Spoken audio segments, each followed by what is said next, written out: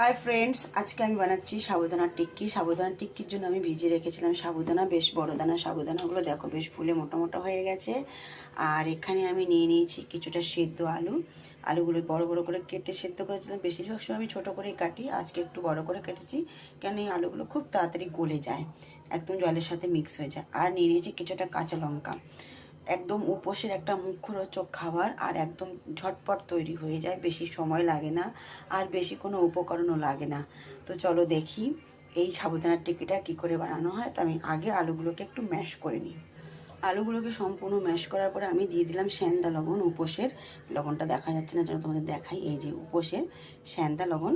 আর দিয়ে দিলাম কিছুটা গোলমরিচ পাউডার। ধনেপাতা থাকলে দিতে পারো, না থাকলে নয়।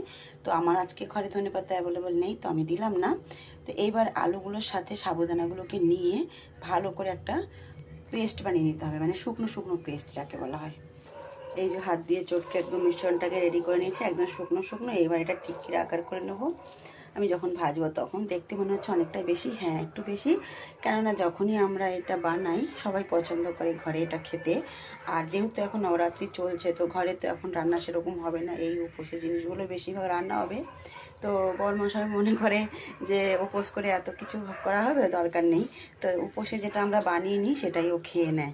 তো এটা ওরও পছন্দ, তাই জন্য একটু বেশি করে বানাচ্ছি, সেও খেয়ে নেবে রাত্রে।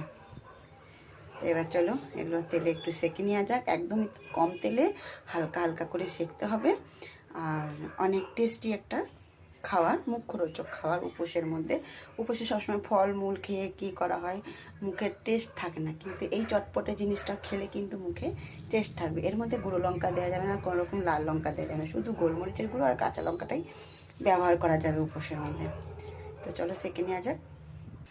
তো কড়াইতে আমি সাদা তেল দিয়ে দিয়েছি। উপোসের খাবারে শুধুমাত্র সাদা তেল বা ঘিটাই ব্যবহার করা যাবে, সরষের তেল একদম নয়। তো তেলটা গরম হয়ে গেছে বন্ধুরা, এই যে হাতের সাহায্যে টিক্কির শেপ দিয়ে দিলাম আর তেলের মধ্যে দিয়ে দিচ্ছি। একটা একটা করে টিক্কি বানিয়ে কড়াইতে দিয়ে দিলাম।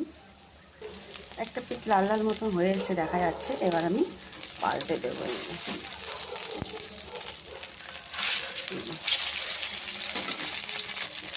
এই যে রেডি হয়ে গেছে, বেশ হালকা হালকা ব্রাউন কালার। এবার তেল থেকে তুলে দিচ্ছি। এই জিনিসটা যদি ননস্টিকের কড়াইতে ভাজা হয় তাহলে আরও সুন্দর হয়। আর এতটুকু যে আমি তেলটা কড়াইতে দিচ্ছি, এত তেলটাও লাগে না, একদম আরও কম তেলে হয়ে যায়। থালায় তুলে নিয়ে হয়েছে, বাকি টিক্কিগুলো এইভাবে ভেজে নেওয়া হবে। প্রথমবারে যখন আমি পাল্টাচ্ছিলাম একটু লেগে হয়ে গেছিলো, সেকেন্ডবারে দেখো একদম কি সুন্দরভাবে ফাইনালি রেডি হয়ে গেল সাবুদানার টিক্কি, দেখো। তো কেউ দেরি করবে না, যারা খাওয়ানি তারা অবশ্যই একবার ঘরে বানিয়ে খাবে। উপোসের খাবার দারুণ একটা রেসিপি। সবাইকে অনেক অনেক ধন্যবাদ। Tata, bye bye.